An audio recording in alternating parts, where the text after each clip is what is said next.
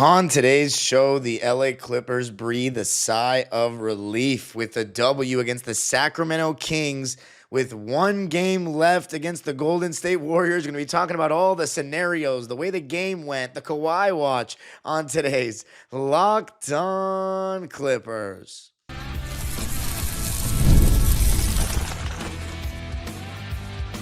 You are Locked On Clippers, your daily Los Angeles Clippers podcast. Part of the Locked On Podcast Network, your team every day.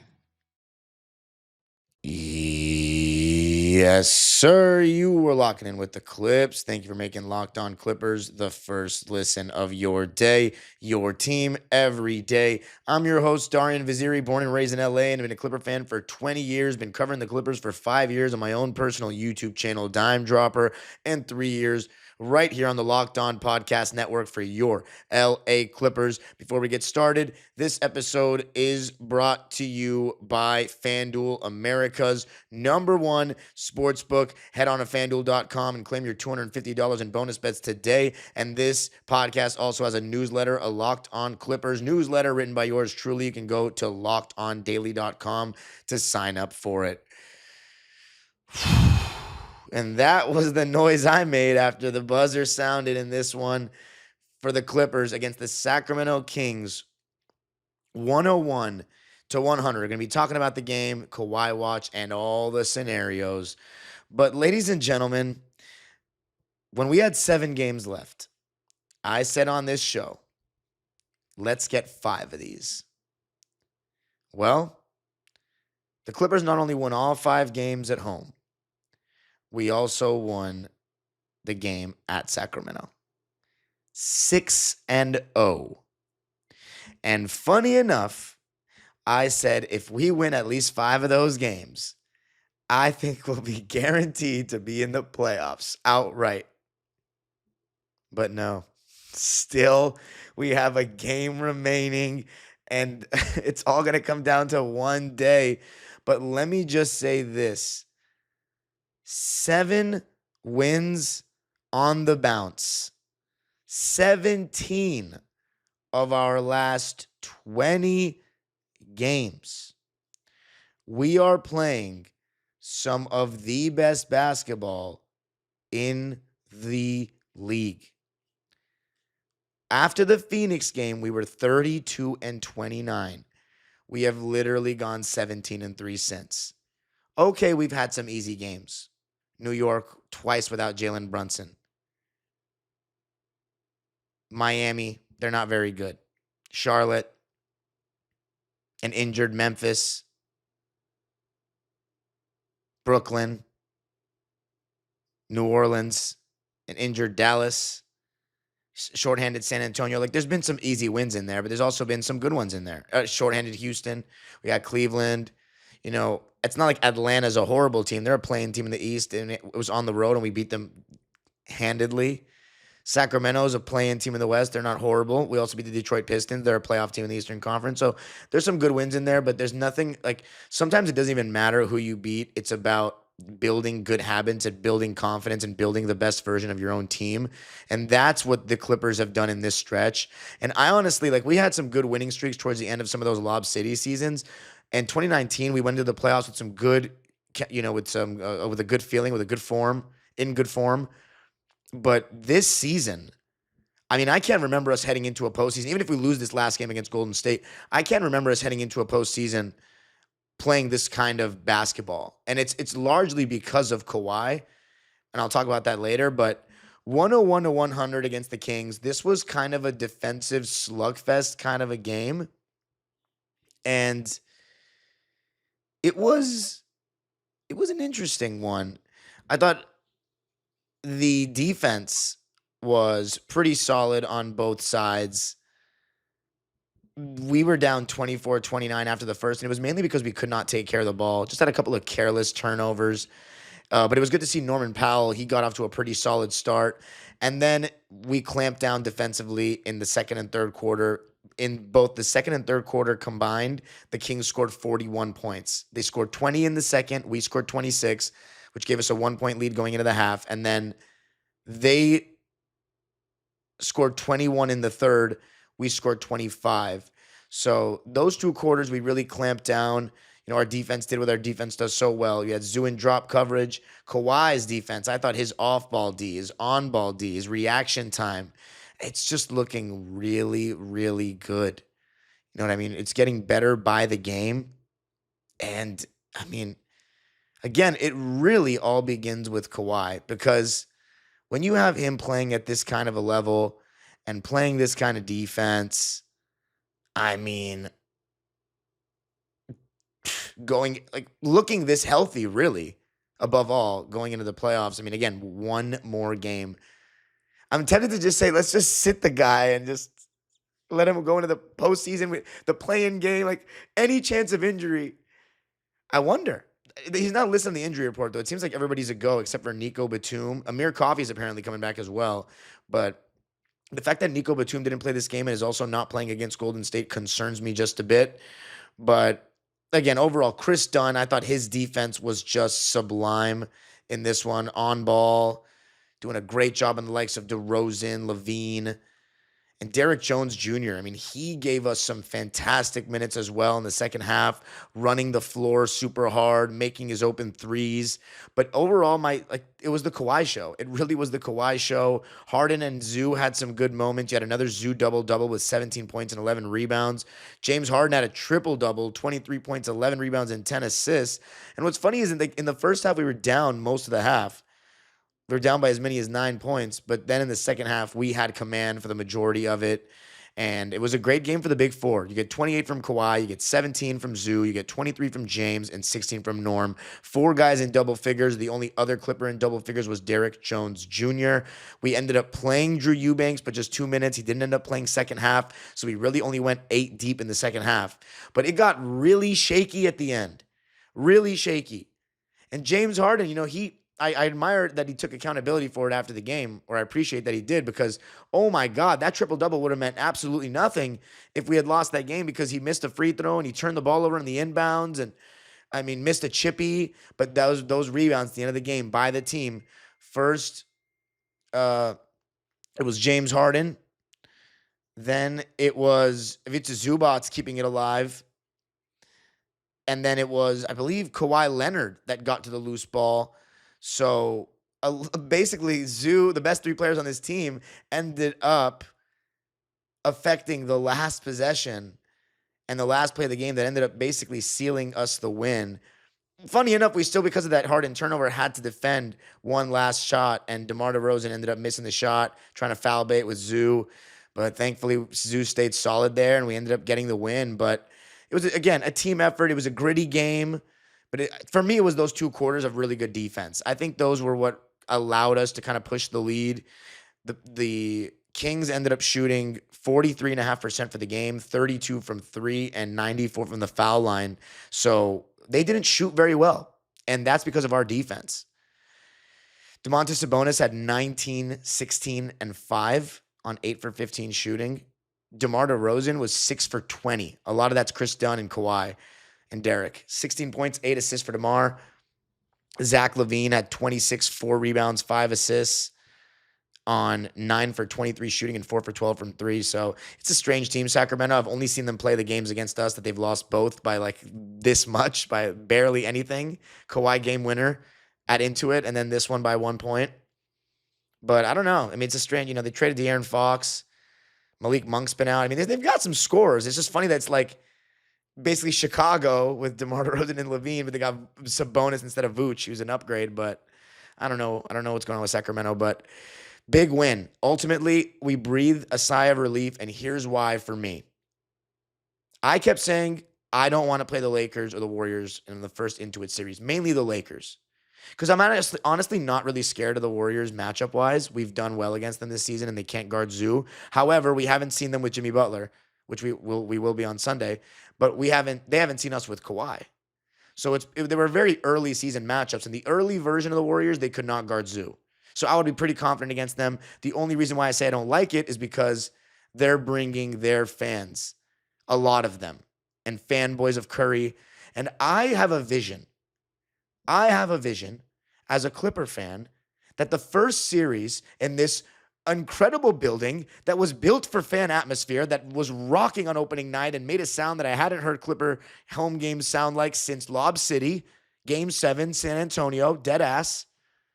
I haven't heard a sound like that since then. It's been 10 years. So I have a dream that our first series at Intuit Dome is going to be with all Clipper fans. So that means playing a team not from California, especially not from our own city. And also, I mean, I know we hate, everybody hates the Lakers so much. Obviously, I grew up from a family that were Laker fans that weren't Clipper haters, so I have less bitterness towards them. But I really don't like this current Laker team. I think anybody that knows me knows that. But I'm being honest, I just don't want to play them. Ideally, never. I hope someone else knocks them out. Just because Luka was already such a thorn in our side, and with LeBron, who's an all-time great player, and the way they've matched up against this season is not very encouraging. However, we didn't really have Norm and a healthy Kawhi playing at the same time. But you just don't, Luka and LeBron James in the playoffs, it's not ideal. But here's the thing. I'm just talking about first round. If we see them in the second round or the conference finals, bring it on, because beggars can't be choosers. When you get to the second round of the NBA playoffs, you're playing a good team. But in the first round, no thank you, and guess what this means? And this is why I labeled this first segment, Let's Breathe. Because not everybody has to feel the same way as me. But I was breathing because I think we're in a win-win situation.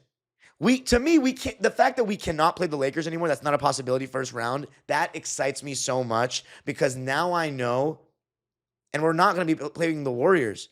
So now I know that it's either going to be, if we make the playoffs, because we might have to play in the play-in. That's the only problem. But here's why I say it's a win-win. If we win on Sunday, we're getting either the 4 or the 5 seed.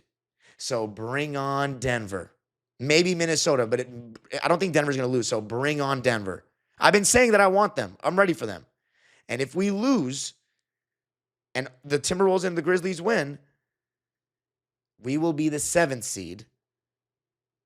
And we will be playing against the Memphis Grizzlies in a one-off game at Intuit. And if we don't win that, then we deserve to lose in the first round of the Thunder. One game to settle the score from 10 plus years ago with Memphis, the tiebreaker, the third matchup at Intuit Dome. It's going to be absolutely rocking. I honestly would take it. And then the reward is to play the young, inexperienced Houston Rockets that have owned us in the regular season. But guess what? You didn't see Kawhi, and this is not the regular season. So in my opinion, Clipper Nation, we should rejoice. It's a win-win. Let's enjoy Sunday, and don't matter, because if we lose, I will see Memphis at Intuit. Coming up, let's talk about Kawhi Leonard, because damn, he played well.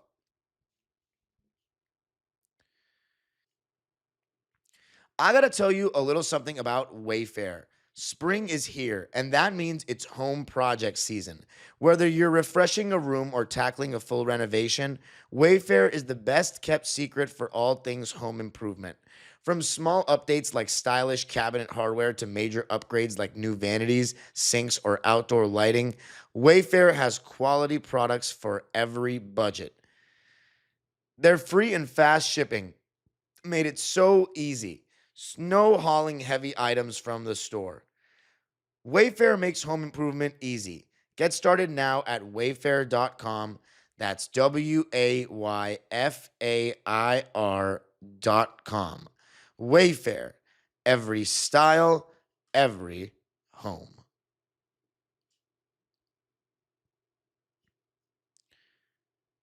All right. So let's talk about the Clippers winning it 101-100, a gritty game, a game where Kawhi Leonard continued to look absolutely ridiculous.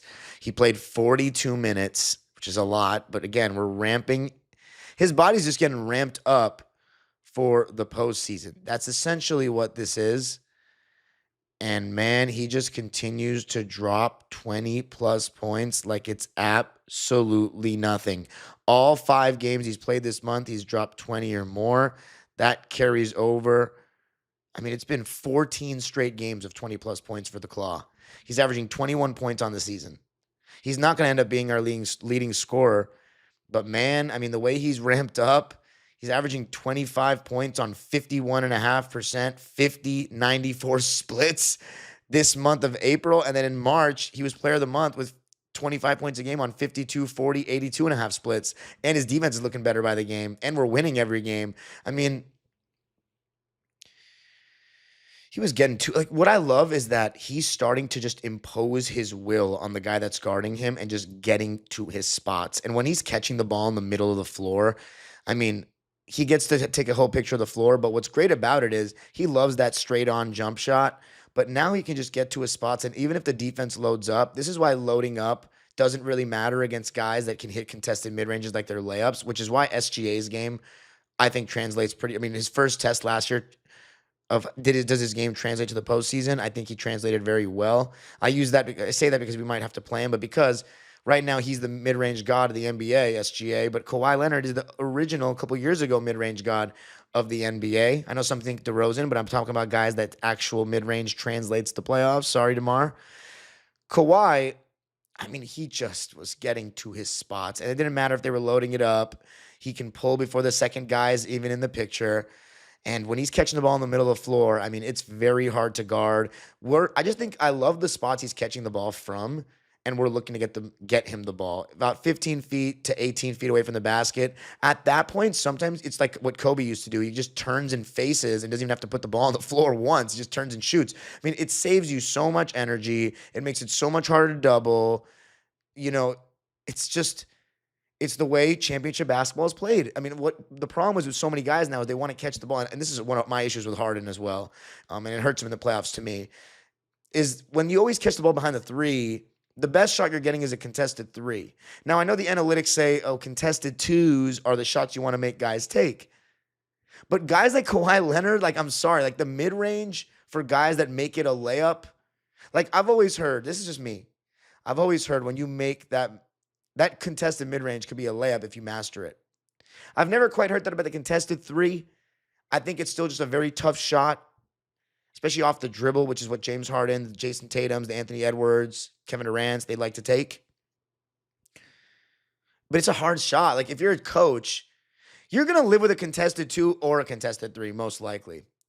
But the problem is, I think the overall percentage of a contested three versus Kawhi Leonard's contested mid-range, I don't know. It's very obviously situation based, but what makes it easy is it's harder to load up a defense when you're catching it closer to the basket because you also have to worry about the defensive 3-second violation. Whereas when you're at the top of the key, 3-point line beyond the arc, you can literally just sit guys at the elbows and basically like people confuse that with zone or box and one. That's not box and one. These are help principles.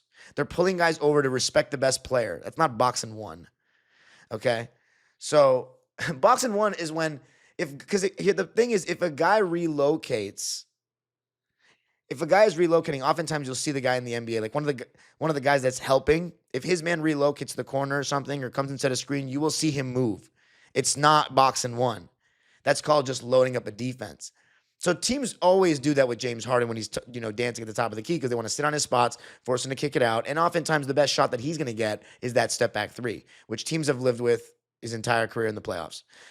With Kawhi, that mid-range shot at the foul line or wherever it is, it's very difficult. You're going to die by it if you let him take it. So you're going to have to hard double, and that creates an even bigger advantage because now teams have to rotate and cover more ground. So a lot of basketball, and it's the same with Zoo. It's the same point I always make. It's about catching the ball as close to the basket as you can. If you do the work before you get the ball, it puts way more pressure on the defense. And I think that's a lot of why Kawhi is looking so great lately. And one more game, guys. I'm like getting like almost emotional, like, oh my God, because I just counted out any possibility of Kawhi Leonard looking like this going into the playoffs. Like I did it to myself. I didn't want to believe because it hurts me. And it's better to just view this as a job and look at it the way I have. And it's like, I win no matter what. I get to talk to fans after the game. I get to do this. No matter what, I'm always winning. I'm getting paid to talk about this now. But man, it's okay to be wrong. And I'm hoping that I'm wrong. But I won't be wrong until Kawhi plays a full series. He needs to play a full series. And then I'm super okay with everything that we've done with the front office this past season and all that. Running it back and doing this. Because, again, we didn't have many alternatives. But again, I was just so over it. I was like, no, I don't want to do the wait for Kawhi game. But the wait for Kawhi game seems like it might have paid off this season. We'll see, though. We got to see him in the first round, fully healthy for a full series. Just give me that game against just a home game. Fully healthy Kawhi getting buckets. That'll be worth it. The trade will be worth it. So yeah, for Kawhi in this one, a real good performance of 28 points, 7 rebounds, and 3 assists. Let's honestly just read the stat lines for the entire guys, because I want to talk about some of the scenarios in the last day and what that last game should look like. So in this one, we shot 51% from the field, didn't shoot well from 3, 33%, and just 7 for 21. So again, I think a lot of the Kawhi Leonard Zubac inside games, it does take away a lot of our 3-point shooting, like 3-point attempts. But I mean, I don't care. I just want to win games. I'm very not pro 3-ball, but I'm okay. It's an essential part of the modern game and an essential part of basketball in general. And I'm a guy who, like, when I play basketball, it's not like I don't shoot threes, but I just think it's just, I don't know. I have the unpopular belief that it's overvalued in people's skill sets and in your game. Just do whatever it takes to win. I just think it's a settle in a lot of ways. I'm kind of old school in that way with that aspect of threes. But you need spacing to win in the NBA. I mean, for sure. That's not a debate. But I just think, like, it's just about the process more to me on a possession by possession basis than just like a set number of threes that you should take because of math. Like, I don't know. That's just not me. But, I was never the best at math outside of mental math. Now, coming up, we're going to be talking about the possibilities and the scenarios, and I'll also be reading the stat lines of some of the other guys, Zoo, James, coming up.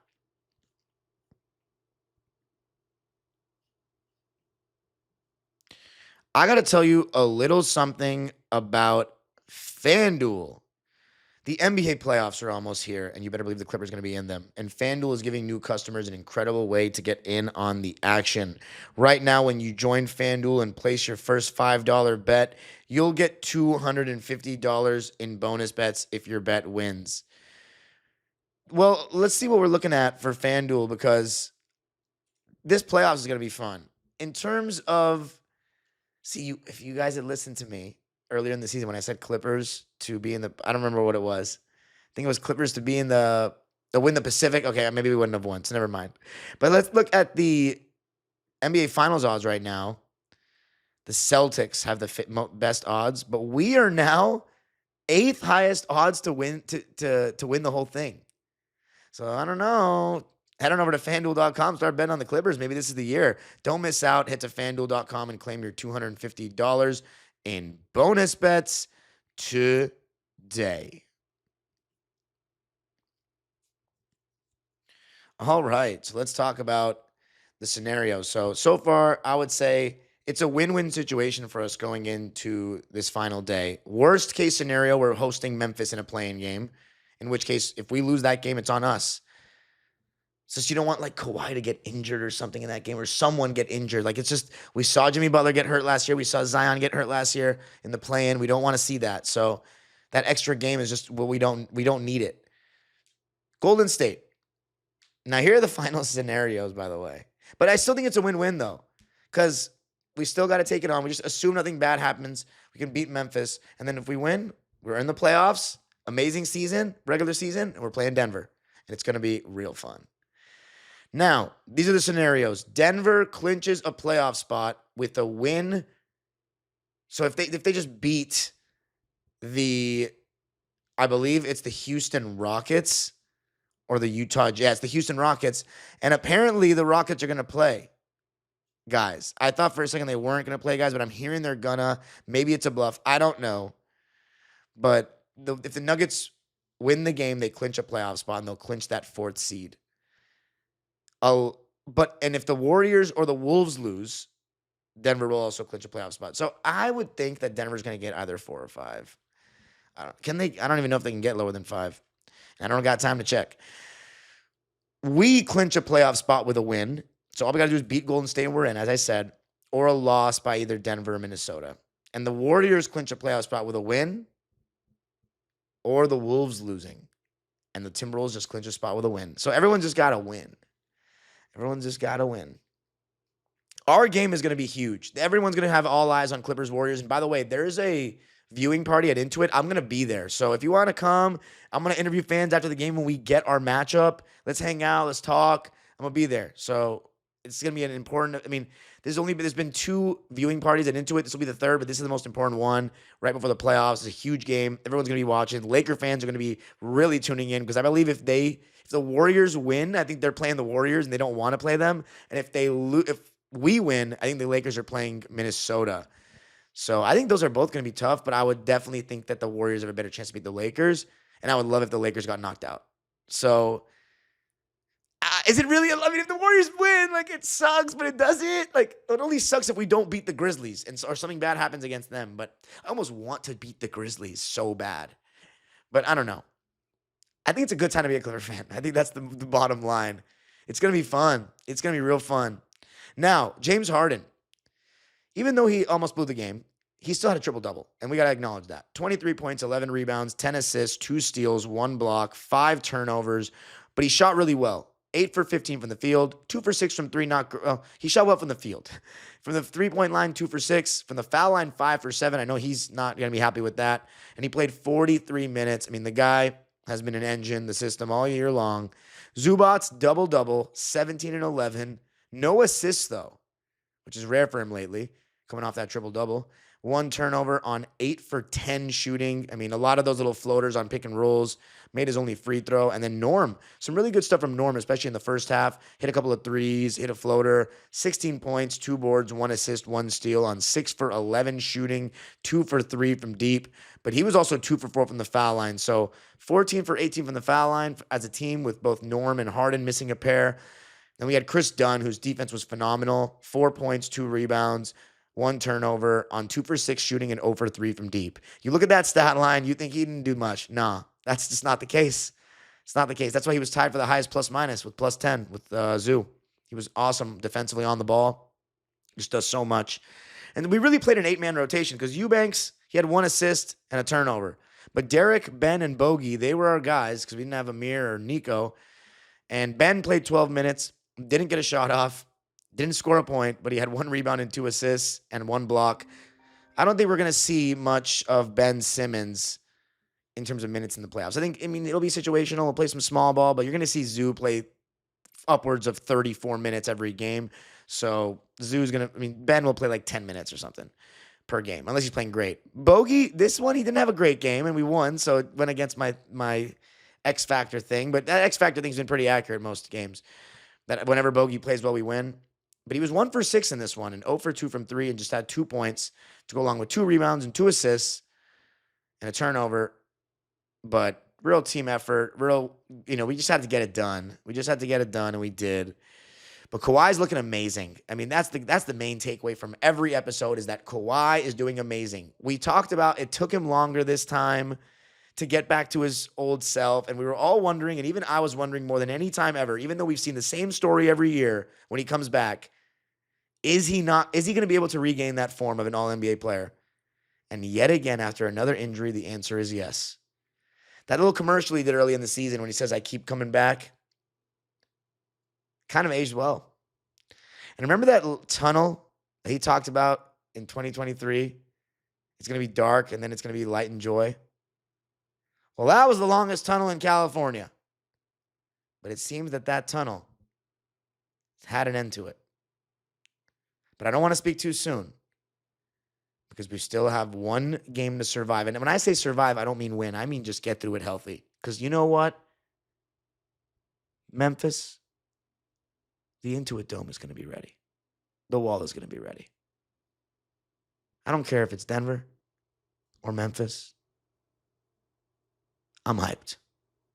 Because if we have a healthy Kawhi, our dreams have come true. You can follow me on Twitter and Instagram at DimeDropperPod. Subscribe to my own YouTube channel, Dime Dropper, where I did a video on the last day of the regular season. It was one of the best videos I've ever done.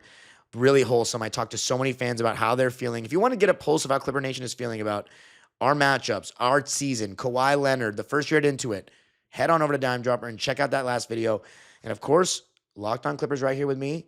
We'll have an episode on Sunday night talking about the Warriors game, and I'm going to be doing an episode every night talking up until the play-in game, talking about scenarios and the season and recapping the season and who's playing great and all these stuff and what should we do. It's going to be great. I'm going to be coming up with a lot of ideas.